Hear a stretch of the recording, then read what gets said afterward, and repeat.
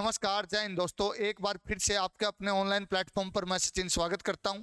देखिए, आज की जो वीडियो रहने वाली, आज का जो सेशन रहने वाला वो है भाई एचएसएससी सीईटी को लेकर के। तो आप लोगों को भी कहीं ना कहीं देखने को मिला होगा कि एचएसएससी सीईटी का नोटिफिकेशन आ चुका है, यानी कि एचएसएससी सीईटी नोटिफिकेशन क्या क्या बदलाव हुए हैं और क्या सिलेबस रहा है, सारी की सारी जानकारी हम इस वीडियो में लेकर के आएंगे भाई। सारे की सारी वीडियो में इसमें देखेंगे कि है क्या, दिया क्या है। चलिए सबसे पहले भाई इसका नोटिफिकेशन देख लेते हैं कि नोटिफिकेशन क्या है। नोटिफिकेशन आया है, नोटिफिकेशन के अंदर आपको सारे की सारी जानकारी मिलेंगी ऑल टोटली, कि दिया क्या है, पूछा क्या है, कि आप लोगों के सारे क्वेश्चन होंगे जो सभी के जवाब है भाई उसके अंदर। क्लियर है?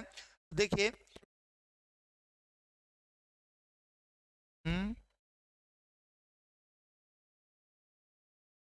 ये देखो भाई, हरियाणा गवर्नमेंट गजट यानी कि एक्स्ट्रा ऑर्डिनरी दे रखा है, पब्लिश हुआ, अथॉरिटी भी लिख रखी है। और ये देखिए 31 दिसंबर, यानी कि डेट भी इसके ऊपर लिखी हुई है भाई, 31 दिसंबर, सीधा सीधा बोल रखा है 31 दिसंबर का ये है आपका। और यहाँ पे आगे क्या दिया है वो देखिए, इसमें कहा गया, क्या कहा गया है, वेयर एज, ये कहा भाई ग्रुप सी और ग्रुप डी, यानी कि पुलिस की भी और सारी बातें देके, होमगार्ड एक्स्ट्रा की बातें कहके ग्रुप सी और ग्रुप डी की पोस्ट का वो बताया गया भाई। सबसे पहले मैं आपको एक बात बता देता हूं कि सबसे पहले तो ये बात सुनो भाई, जो ग्रुप सी और ग्रुप डी, एक तो पहली बात ये, इन दोनों का पेपर अलग अलग होगा। इसमें बाकायदा लिखा हुआ साफ साफ कि एक दिन इनका पेपर नहीं होगा, एक पेपर नहीं होगा, अलग अलग पेपर होगा भाई, दोनों के दोनों। क्लियर है?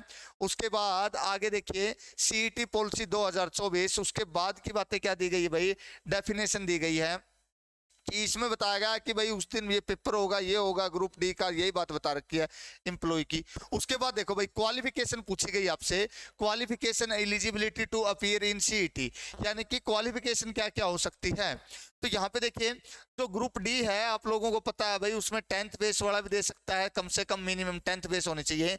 लेकिन अगर यहाँ पे एक बात और कही है सीईटी के अंदर, कि अगर आपने 10th की है और 10th के साथ कोई भी डिप्लोमा डिग्री कर रखा है, यानी कि कोई भी डिप्लोमा कर रखा है, मान लीजिए आपने पोलटेक कर रखी है, पोलटेक कर रखी है, या कोई XYZ कुछ और डिप्लोमा कोई अगर आपने कर रखा है, तो वो आपका उसी में मान्य होगा भाई। कौन से में? 12th में मान्य होगा डिप्लोमा आपका। ठीक है? तो यानी कि ग्रुप सी में उसको माना जाएगा। क्लियर हुई बात?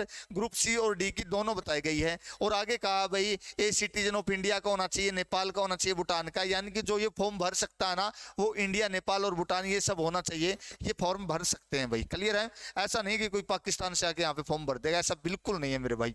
आगे देखिए, जो सबसे मेन बात जो है वो ये थी, जो एक क्वेश्चन बना हुआ बच्चों का कि सर ये क्या है, यानी कि सिलेबस बताया गया, सिलेबस ऑफ सीईटी। सिलेबस के बारे में क्या बताया गया भाई, 75% वेटेज जनरल अवेयरनेस, ठीक है, reasoning, quantitative aptitude, English, Hindi, and group C4 and भाई क्या कंप्यूटर एडिशन में दे रखा है, ये सब बातें बताई है। तो यहाँ पे आपको एक बात ध्यान रखनी है भाई, 25% की जो हिस्सेदारी दी गई है यहाँ पे, वो किसकी है? वो हरियाणा जीके की दी गई है, हरियाणा जीके। यानी कि एक बात तो क्लियर हो गई आपकी, हरियाणा जीके 25 नंबर की आएगी, लेकिन ये नहीं बताया कि मैथ कितने नंबर का आएगा, रीजनिंग कितने नंबर की आएगी। तो इन सब को फिर सस्पेंस में रख दिया एचएसएससी ने, हमें क्या रख दिया है? सस्पेंस में। तो ये बड़ा भाई क्वेश्चन मार्क बनता है यहाँ पे कि सर मैथ के कितने क्वेश्चन आएंगे, रीजनिंग के कितने आएंगे। तो इन सब बातों के लिए भाई एचएसएससी को एक दोबारा से भाई पूरा सिलेबस भी आपको विस्तारित रूप से देने का हक बनता है, और कहीं ना कहीं देंगे वो पेपर से पहले। जैसे कि पिछले वाले में था कि सर मैथ भी 15 नंबर का था, रीजनिंग भी 15 नंबर की थी, और क्वांटिटेटिव एप्टीट्यूड इंग्लिश भी 15 नंबर की थी, हिंदी भी 15 नंबर की थी, और वही जनरल अवेयरनेस के साथ साथ साइंस भी चली हुई थी, वो भी कितने नंबर की थी? 15 नंबर की, यानी कि 13 सब्जेक्ट। अब की बार ऐसा कुछ नहीं दिया है, उसमें आपको सीधा सीधा बताया गया था भाई। ठीक है? आगे चलिए भाई, आगे क्या दिया गया है इसके अंदर, रजिस्ट्रेशन फॉर सीईटी, यानी कि बताया गया अभी रजिस्ट्रेशन करने की क्वांटिटी वो बताई गई है कि क्या क्या हो सकता है। इसमें मैं सीधा सीधा बता देता हूँ भाई, देख लीजिए भाई। इसमें बताया गया है कि भाई एक तो आपके जो डॉक्यूमेंट वगैरह वो अच्छे से लगाए होने चाहिए, ये सब बातों की जिक्र है और कुछ नहीं इसमें। अब देखो भाई फीस की फीस की अगर बात की जाए, फीस की यहाँ पे बताई गई है, कैटेगरी बनाई गई है अलग अलग से। क्या बनाई गई है? कैटेगरी। कैटेगरी कैसे बनाई? देखिए ये कैटेगरी लिख दी है और ये देखिए स्टैंडर्ड फीस आपको पता है भाई 1000 रुपए आपकी। कितनी है? 1000 रुपए। अगर मेल एप्लीकेंट करता है वो जनरल कैटेगरी का है, अगर वो प्रोवाइड करता है residence of Haryana PPP Aadhaar number और वो हरियाणा का करता है ना, तो उसको कितना लगेगा भाई? 50% की छूट मिलेगी। अगर वो यहाँ पे क्या करता है, ये नहीं दे पाता PPP और आधार नंबर, तो स्टैंडर्ड रेट लगेगा। स्टैंडर्ड रेट यानी कि जितनी जो फीस बताई गई है ना इसके अंदर वही लगेगी आपकी। ऐसा कोई सीन नहीं है कि आपको भाई ये बता दिया जाए कि कम होगी ज्यादा, ऐसा कुछ नहीं है। अगर ये दोगे तो होगा। अगर मान लीजिए मेल एप्लीकेंट और एक्स सर्विसमैन है भाई, उसके एक्स सर्विसमैन का अगर कोई चिल्ड्रन है तो उसकी भी कितनी होगी भी? 50% होगी। फीमेल चाहे कोई भी हो उसकी कितनी होगी? 25% होगी। और भाई एक्स सर्विसमैन की 25 होगी। और डिसेबल्ड यानी कि कोई हैंडीकैप्ड वगैरह है, कोई ऐसा बच्चा है, तो उसकी कितनी होगी भाई? 25% बताई गई इसके अंदर। बाकी आपको पता है भाई ये फीस वगैरह के बारे में बताता और कुछ नहीं है। क्लियर है? तो आगे देखिए सीटी एग्जामिनेशन ग्रुप पोस्ट सी, तो आगे ये तो बताया गया भाई, आगे बता रखा है कि ऐसे होगा ऐसे होगा, कोई खास बात नहीं इसके अंदर। ग्रुप डी का ही बताया गया भाई। ग्रुप इसमें बताया गया है कि ग्रुप डी का जो होगा वो अलग से होगा भाई, ऐसा नहीं कि इसी के अंदर नहीं सेट किया जाएगा उसको। क्लियर है? एक आगे देखेंगे 9 नंबर पे। अब की बार क्या कर दिया भाई, पहले आपको पता था कि 4 गुना बुलाया गया था, लेकिन अब की बार 10 गुना बुलाया गया है। तो यहाँ पे लिखा भी गया है कि देखिए इसने लिख रखा है सीधा सीधा, देखो written examination shall be 10 times to total number of post, यानी कि 10 टाइम बार बुलाया गया भाई, यानी कि 10 गुना बुलाया जाएगा। और किसका बुलाया जाएगा? पोस्ट का बुलाया जाएगा, न कि ग्रुप का। किसका? न कि ग्रुप का।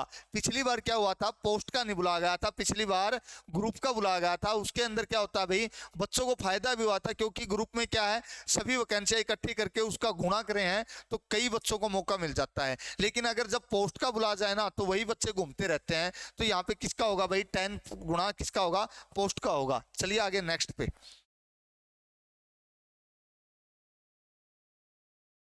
आगे दिया गया है कि भाई देखिए यहाँ पे बताया गया है जनरल के लिए 50% मार्क्स चाहिए आपको, और कोई भी कैटेगरी अगर आपकी है तो 40% मार्क्स आपको चाहिए चाहिए इसके अंदर। ठीक है? तो यानी कि भाई अगर आपको ये पास करना है तो क्या होना चाहिए भाई, जनरल का तो 50% होता है और कैटेगरी का 40% होता है। क्लियर है? चलिए नेक्स्ट पे। आगे क्या दिया? Commission the formula group C process of group D.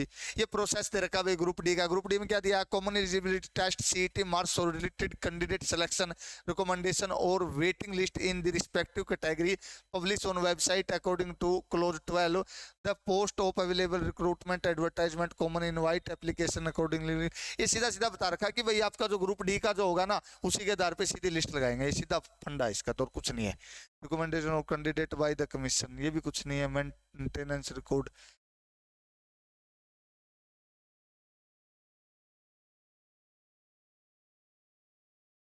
आगे दे रखा भाई 70% mark he appeared again CET held in year.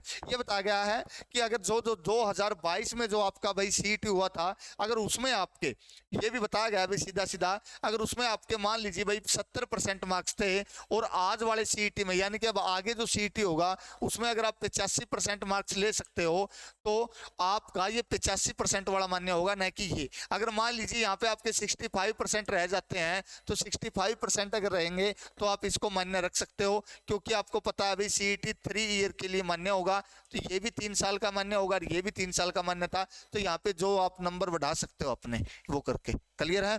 और आगे देखिए भाई, बस यही था भाई, यानी कि सीईटी ने अपना नोटिफिकेशन जारी कर दिया है। अब देखिए भाई कुछ कुछ बातें बताई है, तो बहुत जल्द आपके सामने ये क्या लेकर के आएंगे भाई, बहुत ही जल्द आपके सामने सीईटी के रजिस्ट्रेशन होने शुरू हो जाएंगे। और ज्यादा टाइम तो नहीं कहूंगा भाई, बहुत ही कम समय के अंदर जो प्रीवियस ईयर पेपर बचे हुए थे, पुराने पेपर बचे हुए थे, उनको क्लियर करने का काम करेंगे। और भाई HSSC भी एक बार फिर से एक्शन मोड में मेरे भाई, तो बहुत जल्द आपको भाई सीईटी का पेपर देखने को मिलेगा। आज की इस वीडियो में इतना ही। धन्यवाद आपका। जय हिंद, जय भारत। थैंक यू भाई।